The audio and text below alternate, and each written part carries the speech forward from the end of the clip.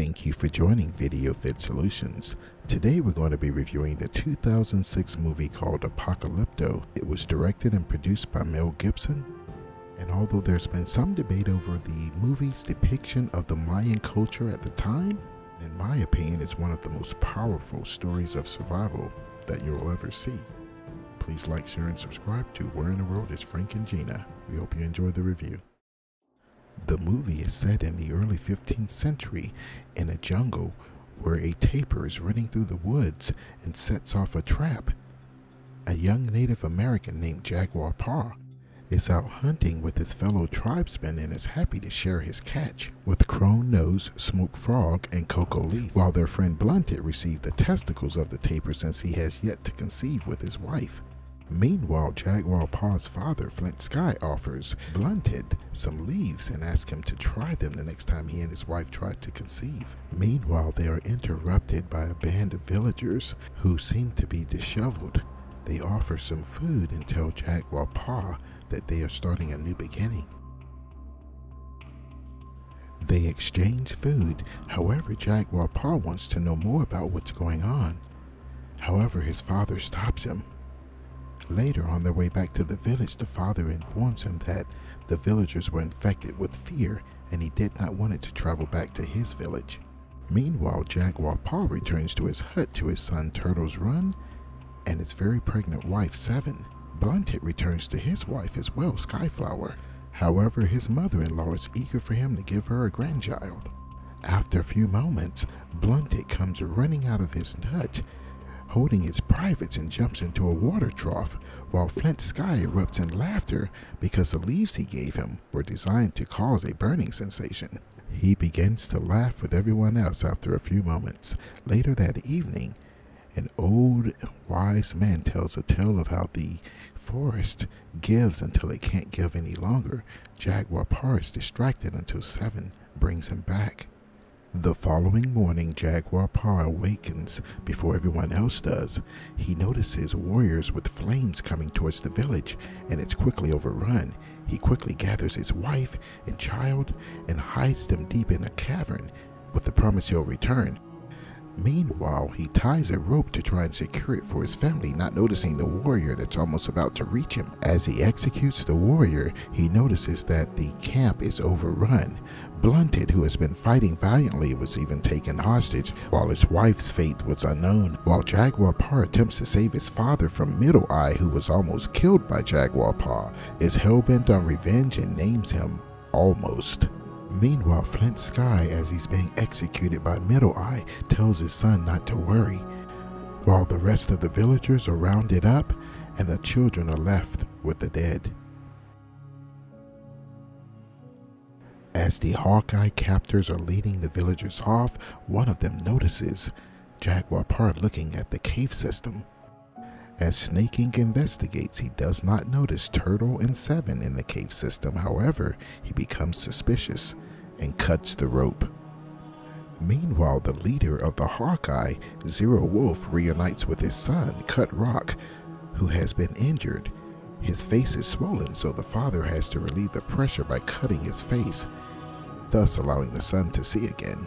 As he, the son, and his group reunite with their second group, Jaguar Paw notices the villager from the beginning had been captured as well, as the children of both groups were now forced to follow their now captive parents. However, the water halts their progression and the children cannot follow, so the eldest girl yells out to their parents that they're hers now, she'll take care of them. As they camp, Zero Wolf gives his son a dagger which he says has killed a lot of men. Meanwhile, Blunted is plotting that he's going to take as many of them to hell if he doesn't find his Skyflower once they reach their destination. Meanwhile, the next day, Cocoa Leaf, who was injured severely from the raid, loses his footing over the edge of a ledge. Jaguar Paw and the others valiantly help him and pull everyone back up, all while Middle Eye continues to antagonize them. He then cuts Cocoa Leaf free and tosses him into the ravine. Zero Wolf then antagonizes him, but then Middle Eye states that he was just dead weight. As Middle Eye doesn't dare challenge the authority of the leader, he goes back and continues to antagonize Jaguar Paw. As the group continues to move through villages, they come across a decimated area with dead bodies and disease. When a small girl approaches the group, Snake Inc. pushes her back. However, she notices Jaguar Paw and blankly stares at him. She then refocuses on Snake Inc., warning him of a prophecy that a man will come with mud and will travel with the cats of the night to destroy him. She states that the man is among them now and he will also darken the sky. The group moves on as she continues to taunt them, eventually moving into the city where limestone is being produced. As the limestone causes disease, people coughing up blood, it even causes mental sickness where a man approaches them. He is then chastised by one of the Hawkeyes who told him to die with dignity as the group moves on. Meanwhile, Blunted watches as his mother-in-law is auctioned but is rejected due to her age. She's then released and then follows Blunted, touching his shoulder as she follows him helplessly. The men are then led through a long corridor where they see pictures of human sacrifices. Their bodies are then painted blue by the women of the tribe. To the captives' horror, they notice that other captives' heads are rolled down as they're beheaded at the end, and then their hearts are ripped out. While the same fate is bestowed upon Crown Rose, Jaguar Paw is lined up next. He pauses while the high priest pauses due to a solar eclipse. The high priest then begs the gods in front of the crowds to allow the sun to come back, even though he and the leader are fully aware that during an eclipse momentarily the sun will return. This is the way they yield the power over the masses. The high priest then instructs a Zero Wolf to get rid of the captives. They are then led to a field with a false promise that if they can make it to the end, they would be free. However, Cut Rock then runs to the end to become the finisher. It is now apparent that no one is expected to survive. Blunted and Smoke Frog were the first to go up. Blunted was speared, and Smoke Frog was hit in the head with a rock and then finished. At this point, Middle Eye snatches Jaguar Paw's necklace and tells him and the fisherman to run. It's now your turn. While they were able to avoid most of the projectiles, the fisherman unfortunately was speared through the head and Jaguar Paw through the side, falling near Blunted, who was able to help him before being finished. Blunted, still injured, grabs Cut Rock by the leg, buying Jaguar Paw some time. Cut Rock finishes Blunted with a strike to the head. Jaguar Paw breaks the spear off and strikes Cut Rock before he can strike him. Cut Rock stumbles while Jaguar Paw stands, running off into the woods after breaking the arrow off. Zero Wolf then runs to his dying son and coaches him into the afterlife. He then removes his dagger that he gave him and the necklace, running off into the woods after Jaguar Paw, bent on revenge. Trying to escape, Jaguar Paw stumbles into a ravine where there are thousands of other murdered bodies. As Jaguar Paw runs through the woods, he finds solace in a tree. After the Hawkeyes pass under him and lose his trail, he notices a baby panther, and then, of course, the mother panther. As the hawking group converges, they realize they've lost him. However, one of them notices blood on the back of Middle Eye. Meanwhile, Jaguar Paw is running for his life from the Black Panther. Speaking Wind sees him and gives chase. However, he places himself in between him and the panther and is brutally attacked. As the victim is torn apart by the panther, his group arrives, but they can't save him, and one of them remembers the little girl's prophecy. However, Zero Wolf hears them and stops the conversation, reminding them that they need to get back to chasing the captive.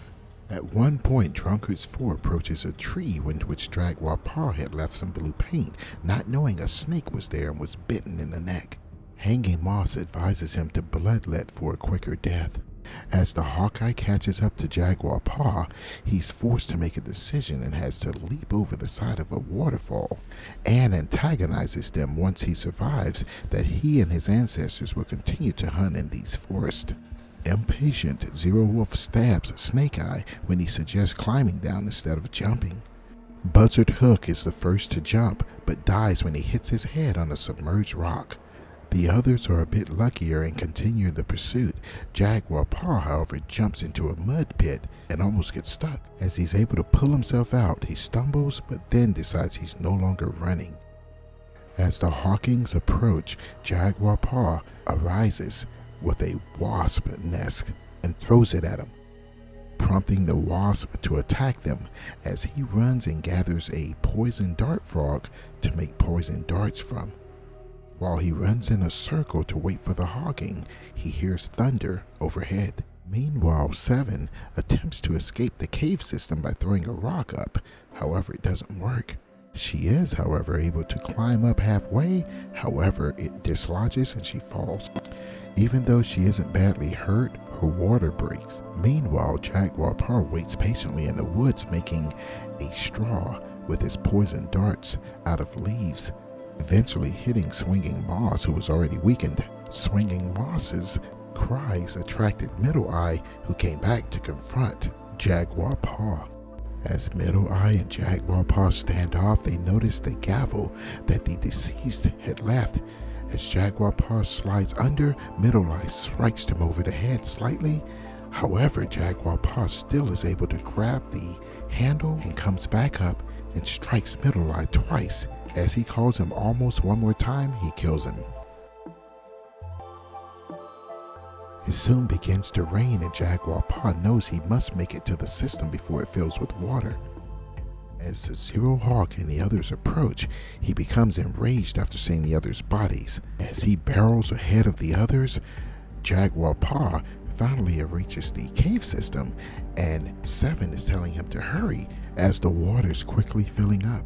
An arrow narrowly misses Jaguar Paw as Zero Wolf is closing in.